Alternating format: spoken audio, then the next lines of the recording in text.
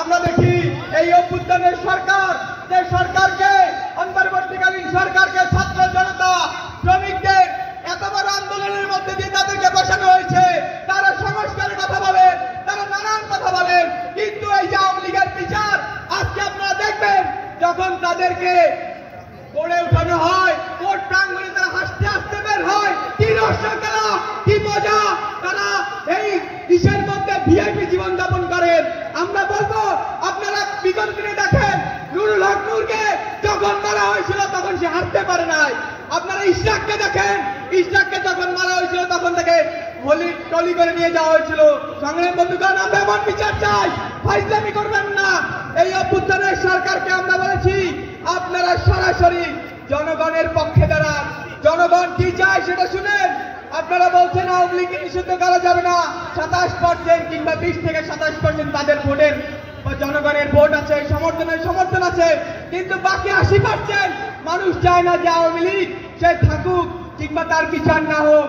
আজকে এত বড় অভ্যুত্থানের পরে 2000 শহীদের রক্তের বিনিময়ে যে দেশ হয়েছে, আজকে হাজার হাজার ভাইয়ের অঙ্গহানির মধ্যে দিয়ে যে রাষ্ট্র আমরা আবার নতুন করে গঠন করেছি, সেই দেশে যদি আওয়ামী লীগের মতো ফ্যাসিবাদ, সেই দেশে একটি জালিমকারী একটি সংগঠন, একটি গণহত্যাকারী সংগঠন যদি নির্বাচন করতে পারে, তার চেয়ে লজ্জার আর কিছু হতে পারে না। আমরা বলবো দ্রুত সময়ের মধ্যে আওয়ামী লীগের নিবন্ধন বাতিল করতে হবে, দ্রুত সময়ের মধ্যে বিচার কার্যক্রম শুরু করতে হবে, বিচার কার্যক্রমের মধ্যে দিয়ে আওয়ামী লীগকে নিষিদ্ধ করতে হবে এবং গণহত্যার দায়ে শুধুমাত্র শেখ হাসিনা নয়, সরাসরি আওয়ামী লীগ সহ যারা যারা ছিল, আপনারা ভুলবেন না বাংলাদেশের জনগণ, বাংলাদেশের একক গোষ্ঠী, তারা বলেছিল কওমি জননী, তারা বলেছিল অর্জন শেখ হাসিনা, তারা বলেছিল 200 বছর হাসিনা ক্ষমতায় রেখে তাদের কোনো সমস্যা নাই। আবার কিছু গোষ্ঠী বলেছিল শেখ হাসিনার টাকায় 298 আসনে নির্বাচন করেছে। যখন সারা দেশের 39টি দল যখন নির্বাচন বর্জন করেছে, তখনও তারা আওয়ামী লীগের আমলে নির্বাচন করেছে, তাদেরকে আমাদের ভুললে চলবে না। আজকে আমাদের যে শত্রু, এই 17 বছরের যারা জনগণের বিপক্ষে থেকেছে, তাদেরকে চিহ্নিত করে তাদেরকে জনগণের সামনে বিচার করতে হবে। কোন নিষিদ্ধ, শুধুমাত্র নিষিদ্ধ নয়, আমরা বিচারের মধ্যে দিয়ে নিষিদ্ধ চাই। বাংলাদেশে এনেই শেখ হাসিনার বিচার করতে হবে। বাংলাদেশের জনগণের সামনে ওবায়দুল কাদের সহ আওয়ামী লীগের নেতৃবৃন্দকে বিচার করতে হবে, আওয়ামী লীগের সন্ত্রাসীদের নিশ্চিত করতে হবে।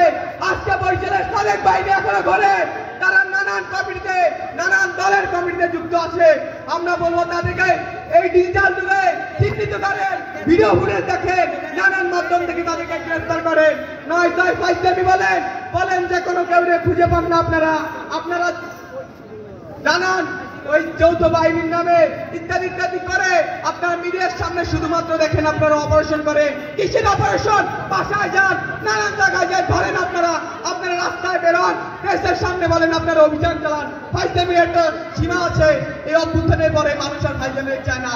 আমরা আজকের যে ছাত্র সমাবেশ, 65 ছাত্র আন্দোলনের যে ছাত্র সমাবেশ, সেখানে বাংলাদেশ ছাত্র ফেডারেশন সরাসরি সংহতি জ্ঞাপন করছে এবং আগামী দিনে আওয়ামী লীগের সাথে কোনো আপোষ নাই, কোনো গণহত্যাকারীর সাথে আপোষ নাই, এবং এতদিন যারা আওয়ামী লীগের দালালি করেছেন নানান রাজনৈতিক দল, তাদের সাথেও কোনো আপোষ নাই।